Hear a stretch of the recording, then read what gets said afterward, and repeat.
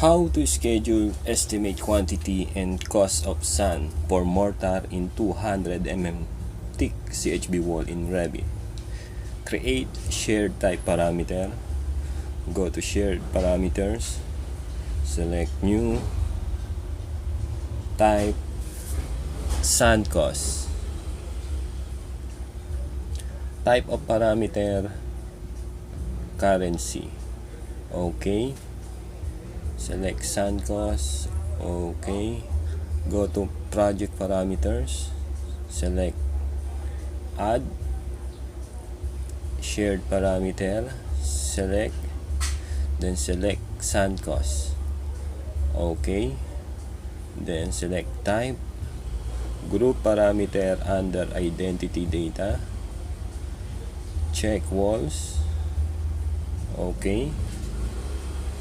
Sand cost. Okay.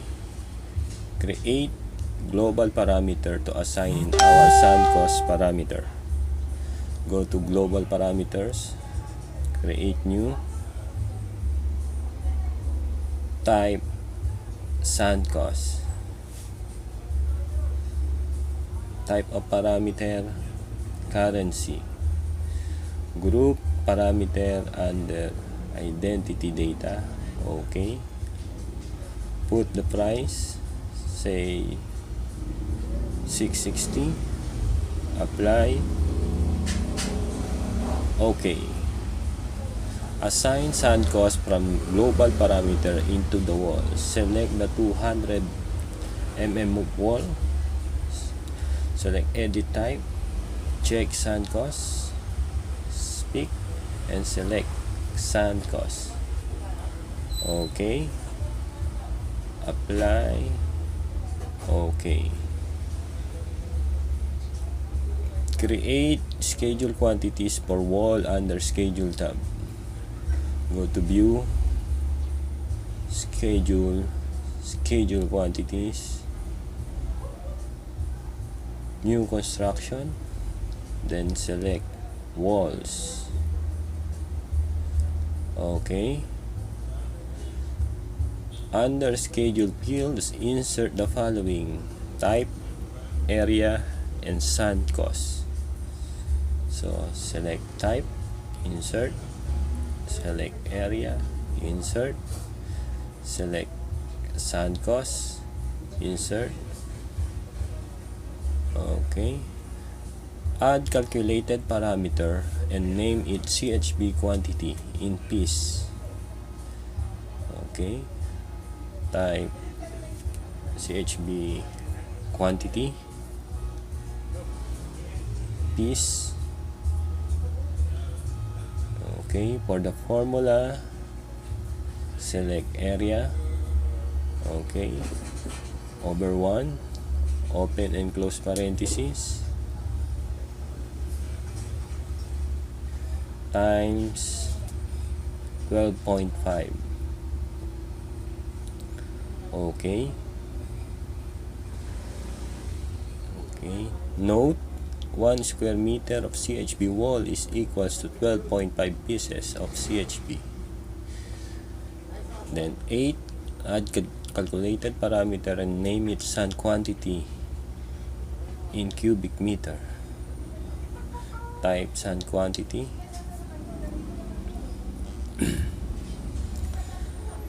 Okay. In cubic meter. For the formula, select CHB quantity times 0.008647. Open and close parentheses.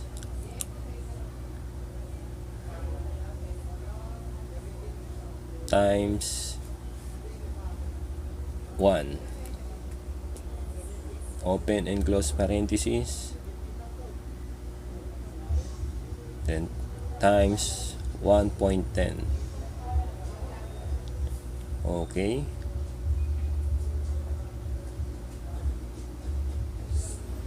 Note, 0.008647 cubic meter is a mortar cell pillars and binder volume per block. 1 cubic meter of mortar is equals to 1 cubic meter of sand required for all class mixture. 1.10 is the plus 10% additional quantity for wastage. 9. Add calculated parameter and name it total cost.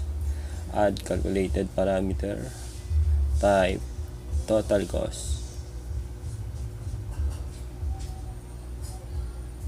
Type currency. Formula, select sand quantity times the sand cost. Okay. Then go to sorting and grouping. Check grand totals, formatting, total cost, alignment right. Check field format, currency. Okay. Then calculate totals, sand cost, alignment right. Check field format, currency, sand quantity, alignment right. Check field format, uncheck, select fix, 2 decimal places, use digit grouping. Okay, calculate totals, then CHB quantity, alignment right, field format uncheck, select fix, round 2 decimal places, use digit grouping. Okay, calculate totals, then area, alignment right, check field format, uncheck, 2 decimal places, use digit grouping. Okay, then calculate totals. Go to appearance, uncheck blank row before data. Okay, let's see the schedule. Okay, you have the 200 thick CHB wall, you have the area, the CHB quantity, the sand quantity in cubic meter, the sand cost, and the total cost. Now let's try to change the price for the sand. Go to the global parameter, say 680, apply. Okay, now you have the revised total cost. Thank you.